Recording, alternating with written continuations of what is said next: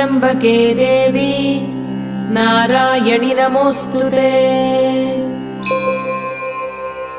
अस्य श्रीललिता सहस्रनाम स्तोत्रमाला मन्त्रस्य वशिन्यादिवाग्देवता ऋषयः अनुष्टुप् छन्दः श्रीललिता परमेश्वरी देवता श्रीमद्वाग्भवकूटेति बीजम् मध्यकूटेति शक्तिः शक्तिकूटेति कीलकम् श्रीललिता महात्रिपुरसुन्दरी प्रसादसिद्धिद्वारा चिन्तितफलावाप्त्यर्थे जपे विनियोगः। ध्यानम् सिन्दूरारुणविग्रहाम् त्रिनयनाम् माणिक्यमौलिस्फुरत्तारानायकशेखराम् स्मितमुखीमापि नवक्षोरुहा